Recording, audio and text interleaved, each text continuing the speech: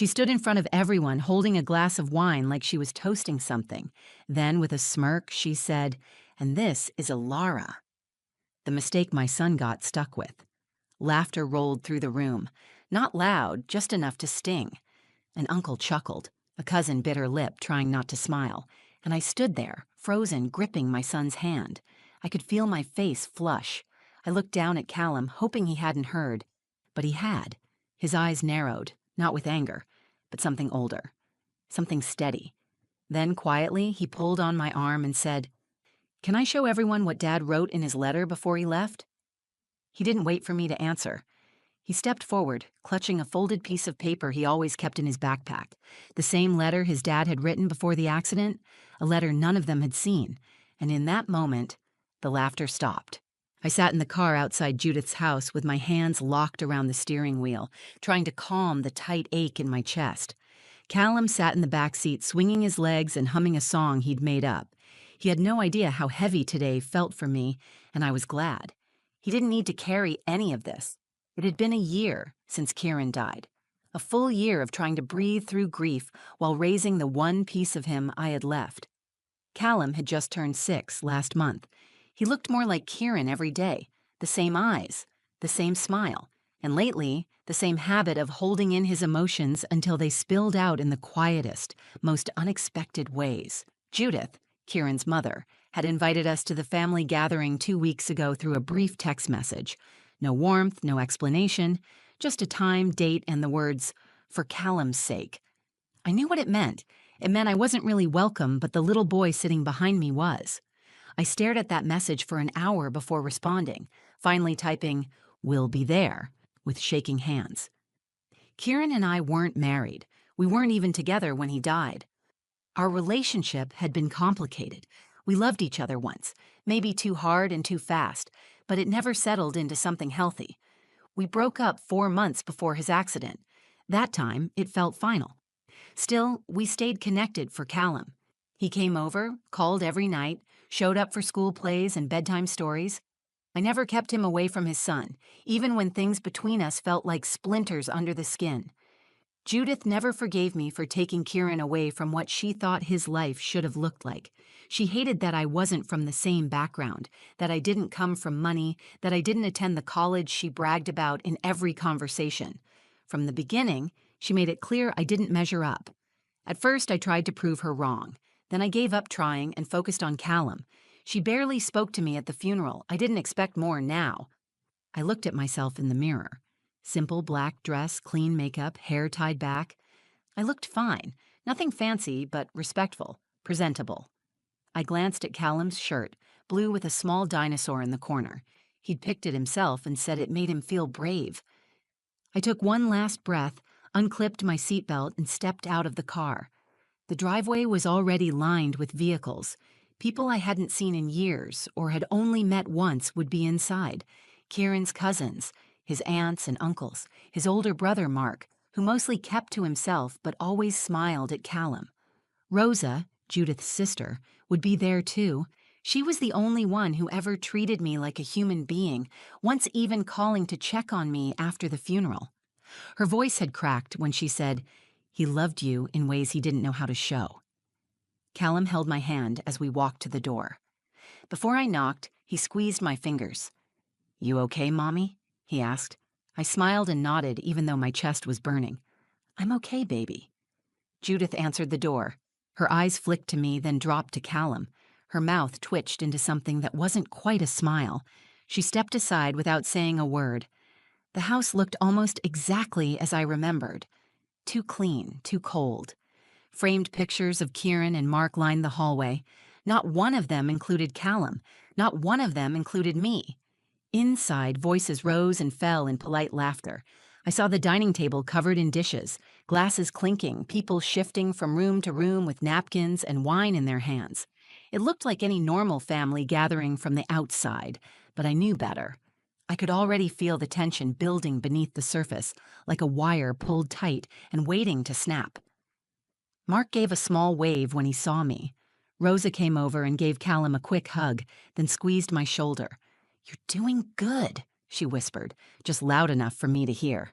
I nodded, holding the smile on my face like armor. I just had to get through a couple of hours. For Callum. He needed to know he belonged, even if I didn't. I didn't know then that everything would change before dessert, that my son, the quietest one in the room, would be the one to speak the loudest truth, that by the time we walked out of that house, nothing would feel the same. The living room buzzed with conversation, the kind that only exists at family events where people drink just enough to pretend they like each other. Judith had placed everyone into perfect controlled positions, Rosa near the fireplace, Mark by the drinks, and me in the corner, like furniture she couldn't move but didn't want to look at. Callum sat quietly next to me, swinging his legs against the couch. He had a coloring book, but his eyes kept flicking up, watching the people moving around us. He was taking it all in, the way kids do when adults think they aren't paying attention. Judith called everyone to gather in the living room just before dinner. She raised her glass and started her usual performance, the kind I had seen before at Kieran's birthday dinners and holiday parties, smiling too wide, pausing just long enough for the room to quiet. People respected her because she made it clear they should. "I want to thank everyone for coming," she said, her voice smooth and rehearsed. "It means a lot to keep this family close, even with all the change we've been through." There was a murmur of agreement. Someone clinked a glass. A cousin nodded along like they'd been waiting for the cue. Judith went down a short list of family members. A new baby, a college acceptance, Mark's recent job promotion. People cheered and clapped. Then finally, she turned toward where Callum and I sat. "And of course," she said, her tone shifting like a blade sliding into place, "we have Alara with us, the mistake my son got stuck with." The words landed like glass shattering. It took a second for me to process what she had just said. My mind fumbled for another meaning, something else she could have meant, but she looked right at me as she said it, her face calm, her mouth curled in the corner like she'd finally said what she'd always wanted to. There was a pause. Then a few people chuckled. One of the uncles laughed under his breath. Mark looked at the floor. Rosa's face fell, but she didn't speak. It wasn't just what Judith had said, it was how easy the room accepted it. I felt the sting spread across my face. I could hear the blood in my ears, the same sound I'd heard once when I was 15 and locked myself in the school bathroom after a group of girls laughed at my thrift store shoes. It was the same shame, only now I was older and holding my son's hand. Callum looked up at me, confused. "Mommy," he whispered. "What did she mean?" I opened my mouth, but I couldn't speak. I stood up, grabbed my purse, and gently pulled Callum with me. My hand trembled as I reached for the coat on the back of the chair. I wasn't going to cry in front of them. I wasn't going to give Judith that. I just needed to leave. But then I felt Callum stop walking. He tugged his hand from mine, turned around, and walked toward the front of the room. I froze. I almost called his name, but something about the way he stood there, small, still, steady, made me stop. He reached into the side pocket of his backpack and pulled out a folded, creased piece of paper.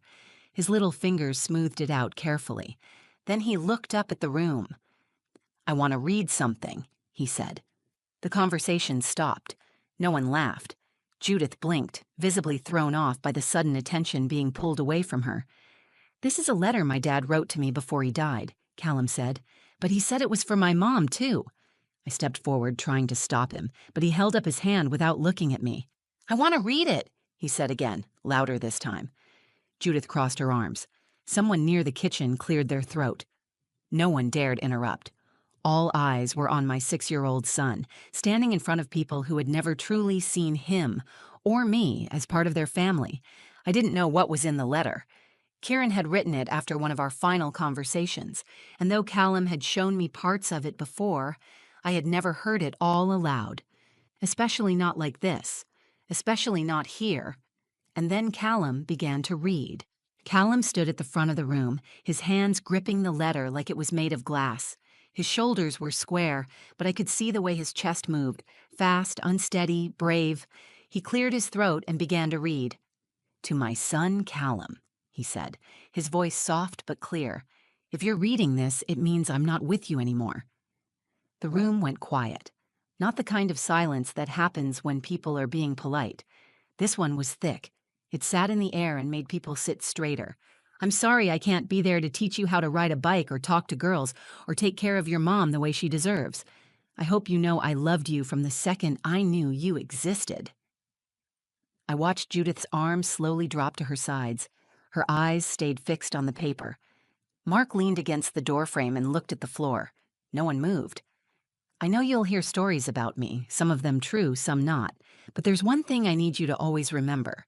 Your mom, Ilara." Callum's voice cracked slightly, but he pushed through. "She is the best thing I ever did.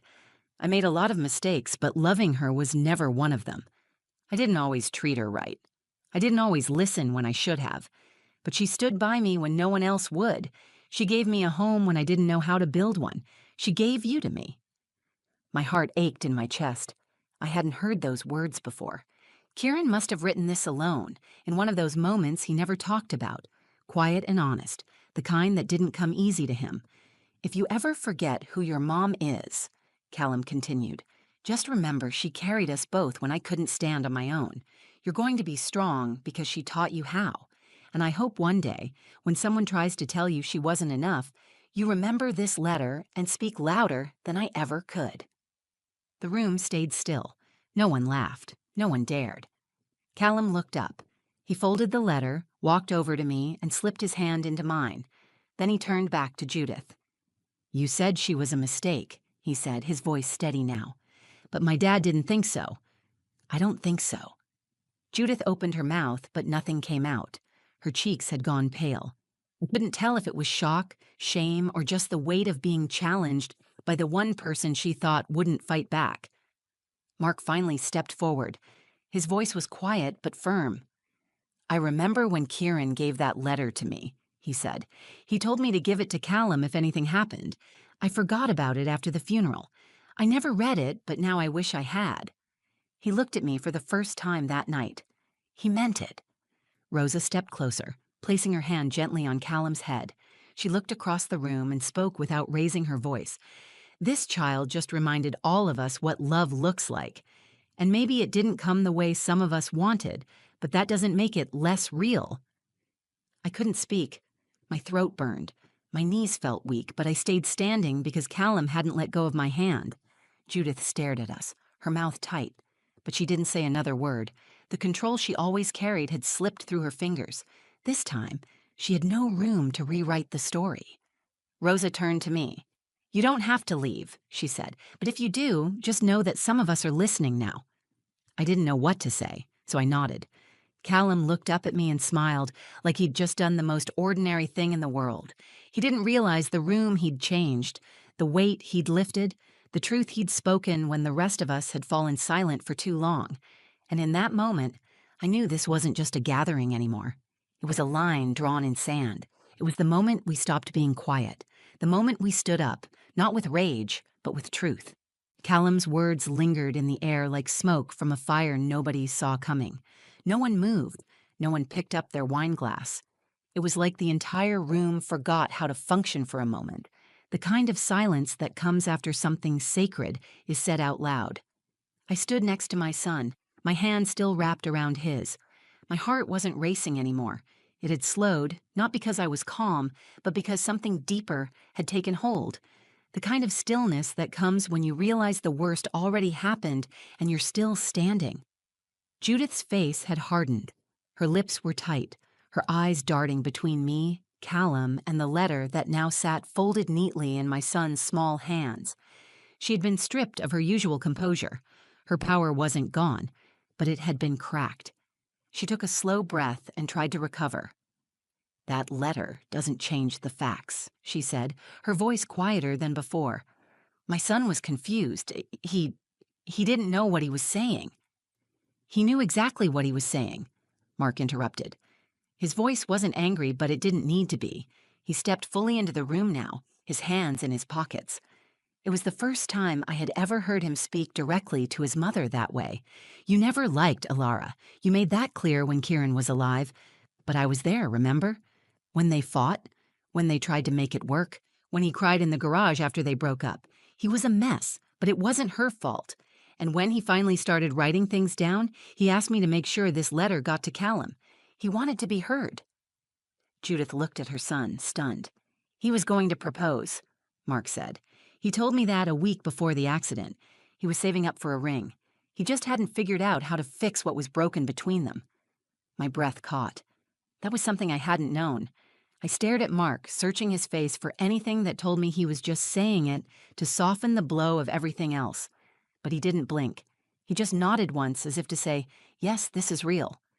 "I found a note in his glove box," Mark added. "He was planning something. It wasn't just guilt. He loved her. He wanted this family to stop treating her like a stain we couldn't wash off."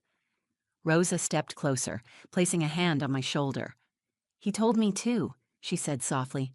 "After the two of you broke up, he came to my house, sat at the kitchen table for 2 hours talking about how he never really knew what it meant to be loved until you came along.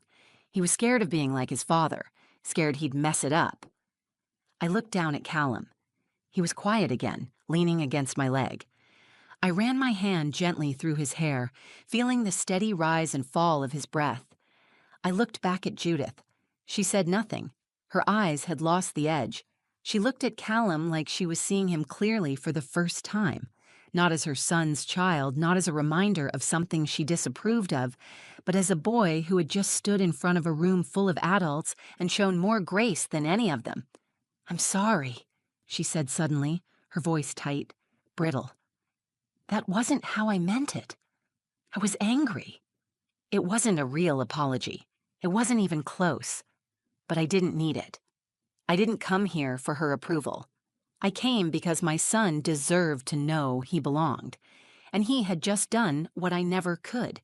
He had held up the truth like a shield and dared them to look at it. I nodded once and spoke clearly. "We're going now." Mark stepped aside to make space. Rosa squeezed my arm. Callum waved at Rosa, then turned back to the room one last time. "My dad loved her," he said. "And I do too." That was it. No anger, no screaming, just a quiet statement that hit harder than anything I could have planned. And then we walked out, not defeated but whole. The kind of whole that doesn't need permission to exist. The sky was just starting to turn pink as we walked back to the car. I unlocked the door, and Callum climbed into his booster seat without a word. I buckled him in, brushed a strand of hair from his forehead, and kissed the top of his head. He looked up at me and smiled. "Did I do okay?" he asked. I sat there for a moment, searching for the right answer. I didn't want to just say yes.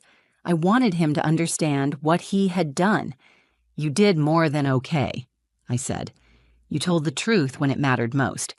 He nodded like he understood, like he knew the weight of what had just happened. Pulled the letter from his pocket and held it carefully in his lap. As I drove, the silence between us wasn't heavy. It was calm. We didn't need to talk right away. We just needed to breathe. That night, after I tucked him in and watched him fall asleep clutching his stuffed dinosaur, I sat alone in the kitchen with the letter unfolded in front of me. I read every word again, slowly this time. I let the tears fall, not from pain, but from something else. Something like release. For years, I had carried the weight of being unwanted by the people closest to the man I once loved. I had tried to be quiet, to be polite, to keep peace in rooms that were never built for me. I kept hoping that if I was careful enough, kind enough, I'd earn their respect. I never did. It took a 6-year-old boy with his father's handwriting in his hands to remind me that I never needed their permission to exist in that family. Kieran had already written it into truth. Callum had spoken it into fact. Judith's words had wounded me, but they no longer defined me. What mattered more was what my son had shown me. That truth doesn't need to be loud, it just needs to be steady.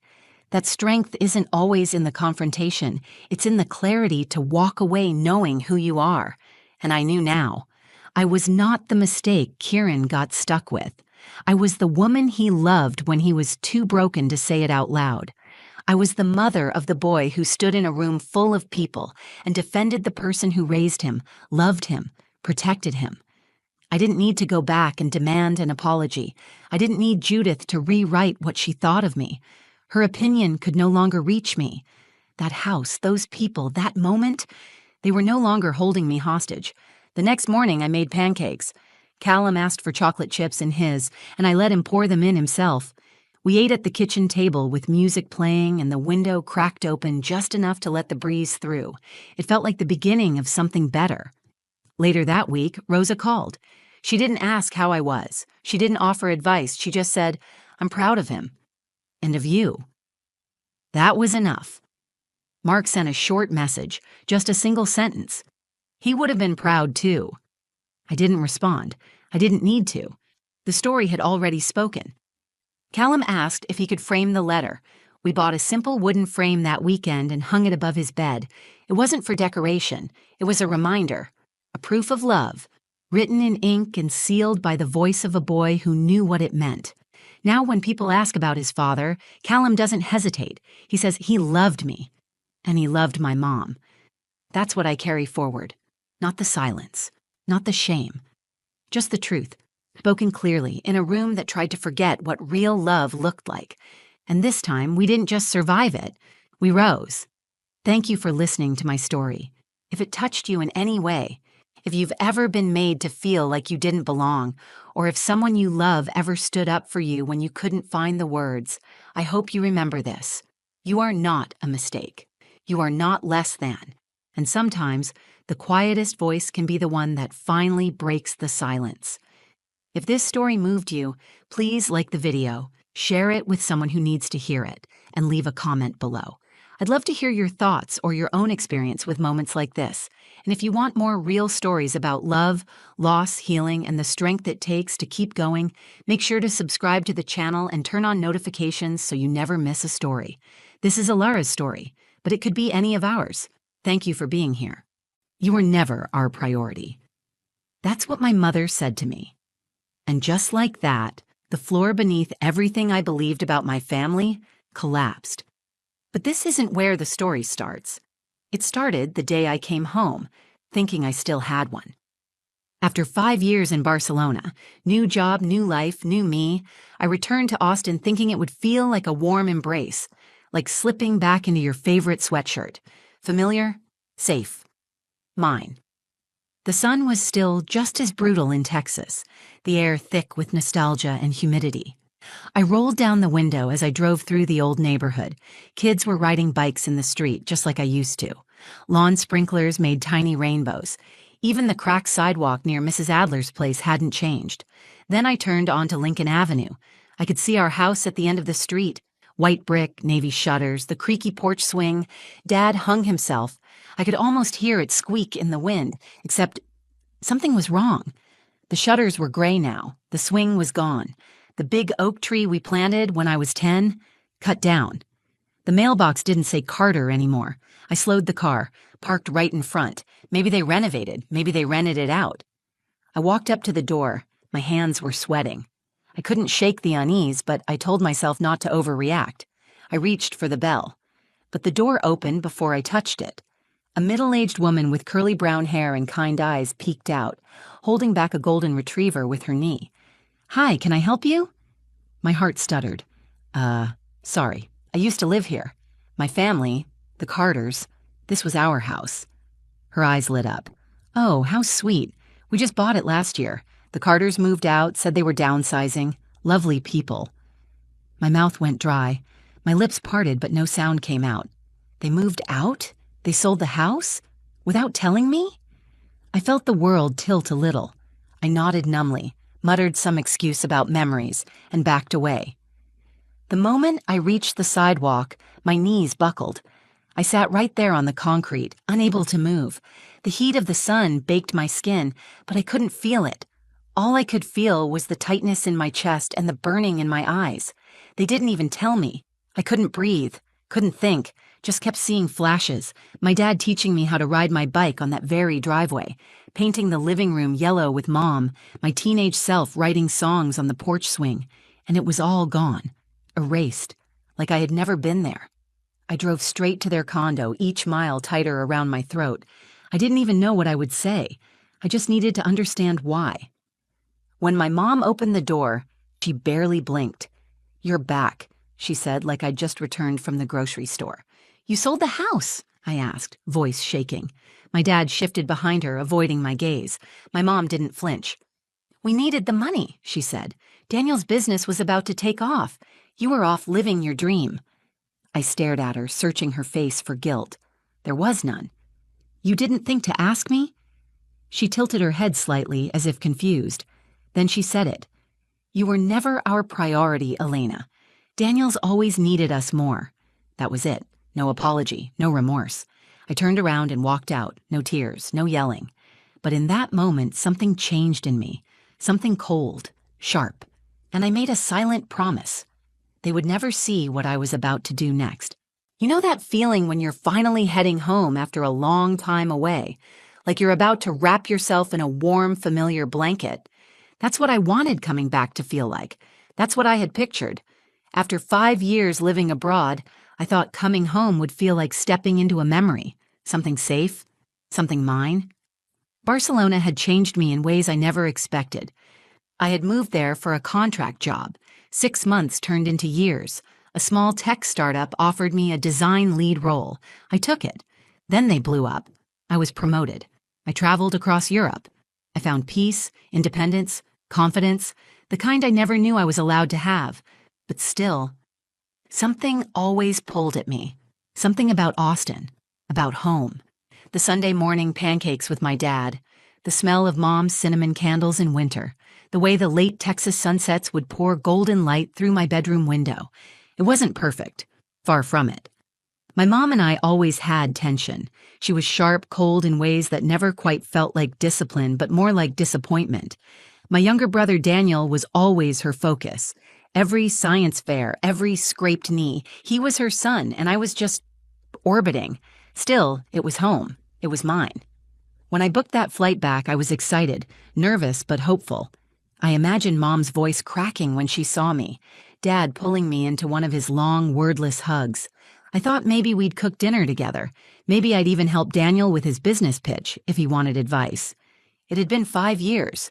People change, right? So when I sat in that Uber watching familiar street signs flash by, I actually smiled. I clutched my phone like a kid holding a secret. I had even brought gifts, little things I'd collected from Barcelona, a handmade tea set for Mom, a leather journal for Dad, a rare board game Daniel once mentioned he loved. I wanted them to know I remembered.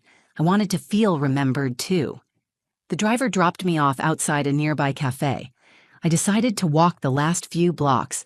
Something about reconnecting with the neighborhood on foot felt right. Trees lined the street, branches swaying gently. Kids were drawing chalk pictures on driveways. One of them looked up and waved at me. And then I saw it. My house. Or what I thought was still my house. Except it was gray now, and empty of soul. The flower beds were replaced with trimmed hedges. The porch swing was gone. The welcome mat that used to say Carter Crew now read Live, Laugh, Love. I remember stopping in the middle of the sidewalk, my suitcase in one hand, phone in the other. My heart started racing. My throat dried up. Something was wrong. I tried to shake it off. Maybe they were flipping it. Maybe it was under renovation. But in the pit of my stomach, I already knew. Something had changed. The thing is, when you've spent your whole life trying to be chosen by people who claim they love you, you get really good at sensing when you've been quietly replaced. I wanted to believe I was overthinking. I told myself, don't jump to conclusions. Just call them. Maybe there's an explanation, but there wasn't. And deep down, I think I already knew the truth. That house, the one I once called home, wasn't mine anymore. And soon, neither were they. I don't remember much of the drive to my parents' condo, just a blur of traffic lights and mounting dread. My hands were white-knuckled on the steering wheel. My brain kept looping the same question. Why didn't they tell me? I knew where they lived, moved into a small, modern place downtown after Dad retired, but I always assumed it was temporary, that the house on Lincoln Avenue was still ours, a symbol of where we began, a place to return to. When I pulled into the condo parking lot, my heart was hammering so loudly I thought I might faint. I stared at the front door for what felt like an hour before I rang the bell. Mom answered. No hug, no gasp, just a flat, "You're back." She stepped aside like she was letting in a neighbor, not her daughter she hadn't seen in 5 years. Dad was on the couch, reading the paper. He gave me a half smile like I'd just come back from a weekend trip. I couldn't take it. "I stopped by the house," I said. "Our house. Someone else lives there." Dad didn't meet my eyes. Mom's expression didn't even twitch. "We sold it last year," she said, like she was talking about a used sofa. "We didn't think you'd care." I blinked. "You didn't think I'd care?" My voice cracked on the word care. "We needed the money," she continued, walking into the kitchen, completely unbothered. "Daniel's startup needed a boost and it wasn't doing well. We used the equity from the house." I stood there, stunned. "You sold our family home to bail Daniel out?" She shrugged. "He's building something. You're already established. You were doing fine overseas. He needed us." I could feel the heat rising in my face. My fingers tingled. "So you didn't even tell me? I find out by showing up at the door like a stranger?" She turned around and faced me squarely. That's when she said it. "You were never really our priority, Elena." Her eyes didn't flicker. Her voice didn't shake. "Daniel's always needed more help. You're the independent one." I stood there in stunned silence, the words ringing in my ears like a scream underwater. I looked at my dad, hoping for something, a reaction, a correction. But he just looked down at the floor. In that moment, I felt like a ghost in my own family, like I'd been slowly erased, line by line, until only the memory of me was left, faint and disposable. I thought of the postcards I'd sent from Rome, Paris, Lisbon, how I made sure to call on birthdays, anniversaries, how I never missed a holiday greeting, no matter how busy work got. I even sent money during Dad's knee surgery, no questions asked, and none of that mattered, because I wasn't the one who needed them, and suddenly I saw everything clearly. I was never meant to come back, at least not in their version of the story. I walked out without another word. No dramatic exit, no teary goodbye, just numb like the cold water you let wash over you when you're too tired to swim. Outside, the sun was blinding. People walked past me, laughing, carrying iced coffees and shopping bags. The world kept turning, and no one knew that my entire foundation had just been shattered. But something strange happened as I stood there. Tears dried on my cheeks. A part of me cracked open, and something stronger started to crawl through. Not rage, not revenge, clarity. If they could erase me from the past, maybe I could rewrite the ending. And the first step? Taking everything they thought they'd taken from me and building something better. Without them. I didn't talk to them for weeks after that day. Not a call, not a message. But every night, I found myself staring at pictures of our old house. Well, my old house. On Google Maps. It felt like I was mourning a death. Not of a person, but of a version of myself I'd held onto for far too long. I was halfway across the world again, back in my apartment in Barcelona, surrounded by city lights and opportunity. But for the first time, none of it felt like home. Something had been taken from me, and I wasn't sure if it was the house or the illusion that my parents ever truly saw me. Then, one morning, jet-lagged and scrolling aimlessly through email, I saw a subject line that stopped my breath. 42 Lincoln Avenue, property listing. I stared at the screen. My fingers hovered over the mouse. It was for sale. Again. My heart pounded in my ears. I clicked it open and scanned through the photos. The new owners had tried to modernize it. White walls, minimalist kitchen, cold and clean, but beneath the paint and granite was still my home. The breakfast nook where I used to doodle in my math books, the hallway Dad lined with Polaroids, the bedroom where I wrote my first poem. It was all still there. And now it had a price tag.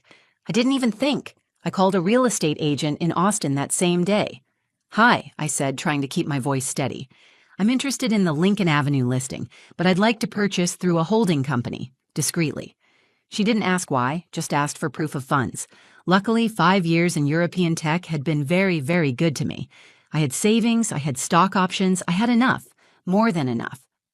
Over the next week, I assembled everything. I created an LLC under a neutral name, wired the deposit, signed the paperwork, all through my lawyer. The entire time, I kept hearing my mother's voice. "You were never our priority." And with every document signed, every email sent, I felt myself reclaiming a piece of something I thought was lost. Not just the house, but dignity. Identity. The parts of me they discarded. When the deal closed, I didn't cry. I didn't celebrate. I just sat on the floor of my apartment, phone in hand, staring at the digital confirmation. "Congratulations, Elena. You are now the owner of 42 Lincoln Avenue." The next morning, I sent out invitations. Custom designed, heavy cardstock, gold foil trim, the kind you get for weddings or galas. No details except an address, a date, and the words housewarming party. I mailed one to my parents and one to Daniel. I imagined them opening it. Maybe they thought I was just renting. Maybe they thought it was a coincidence. I didn't care. I flew back to Texas a week before the party. I walked into the house with a key that was finally mine again.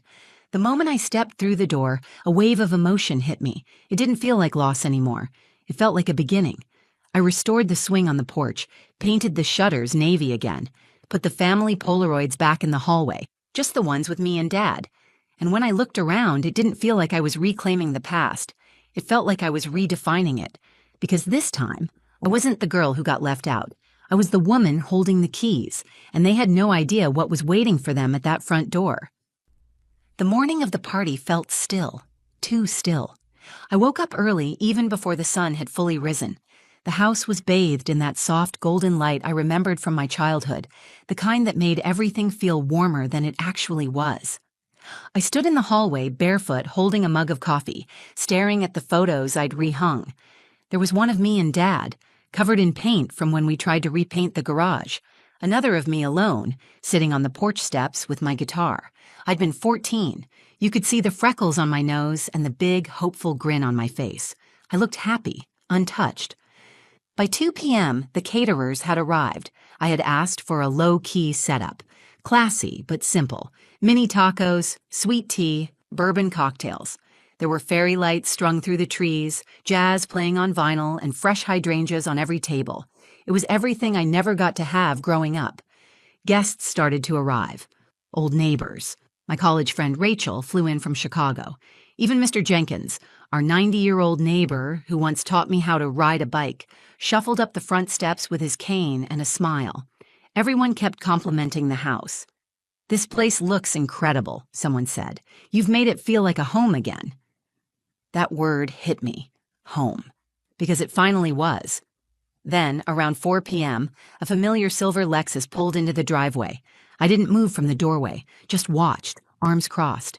My mother stepped out first, heels clicking against the pavement, her face pulled tight in that polite, judgmental expression she'd perfected. Daniel followed, wearing a blazer far too expensive for someone whose last startup burned through $80,000 in 6 months. My father trailed behind, eyes low. They walked up slowly, unsure. "Looks like someone's done well for herself," Mom said, trying to sound light. She peered behind me at the people inside. "Is this where you're living now?" I didn't answer. I just let the moment breathe. Then I smiled, slow and calm. "Did I forget to mention?" I said. "I bought the house back." Their faces froze. Daniel blinked. My father opened his mouth, then closed it again. Mom narrowed her eyes. "You bought it?" I nodded. "Yes, legally, fully paid. It's mine now." I let the silence hang there, just long enough for it to sting. Then I stepped back slightly, but not to let them in. "To be clear," I said, my voice steady, "this party isn't for you." Their expressions cracked. "You invited us," Daniel muttered. "I invited you," I said, "so you'd know what it looks like when someone you erased builds a life without needing you." Mom scoffed. "This is petty." "No," I said. "This is peace, because I didn't come back to prove anything. I came back to reclaim everything you didn't think I deserved." I could see it in her eyes. She hadn't expected this. Not from me. The quiet one, the helper, the daughter who always stayed small to make room for her brother. "You're not invited," I said again, this time with a quiet finality.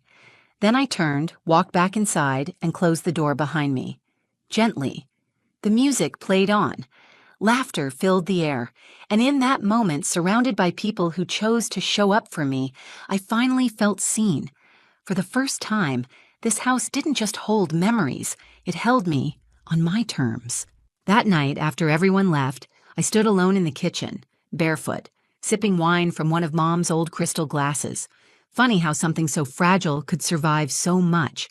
The lights were dim, the music was off, and all I could hear was the soft ticking of the hallway clock, the same one that used to make me late for school, the one I almost forgot to wind this morning. I walked through the house slowly, trailing my fingers along the walls. They didn't feel like museum pieces anymore. They felt mine, not because I paid for them, but because I chose to reclaim them. And for the first time, I realized I wasn't angry anymore. What they did, selling the house, prioritizing Daniel, dismissing me like I was a footnote in their lives, it hurt. God, it hurt in ways I didn't even have words for at the time. It stripped away something I thought I needed, their approval. But losing it was what set me free. I spent so much of my life playing small, being the quiet one, the responsible one, the easy daughter who didn't ask for much. I thought if I kept giving, one day I'd finally earn their love. But love, you have to earn, isn't love. When I told them they weren't invited, it wasn't revenge. It wasn't cruelty. It was a boundary, one I should have drawn years ago. Because here's what I've learned. Blood doesn't guarantee belonging. Loyalty isn't owed. And sometimes, the family you're born into isn't the one you end up needing. I've built something better. A life where I don't have to prove my worth to anyone. A home that holds people who celebrate me, not tolerate me. A version of myself that no longer shrinks to fit inside someone else's story. After the party, I started something unexpected. I turned the house into more than just a home. It became a retreat space, a haven for women like me, quiet survivors of invisible battles, artists, travelers, entrepreneurs, people looking to come home to themselves. I called it the second key, because sometimes we all deserve another way in. People ask if my family ever reached out after that day. The answer is yes, but I didn't answer, not out of bitterness, but because silence is sometimes the loudest form of healing. Daniel's business eventually folded. My mom sent a stiff email months later. No apology, just updates, as if nothing had happened. My father never said a word, and that's okay, because the girl who once needed them isn't the woman I am now. I am not angry, I am not broken, I am home. And maybe that's the point, that sometimes the things you lose are the very things that lead you back to yourself. If you've ever felt like you were the background character in your own family, if you've ever been told you were too independent, too much, or just not enough, remember this: you don't have to earn love, and you're allowed to walk away from the people who taught you otherwise.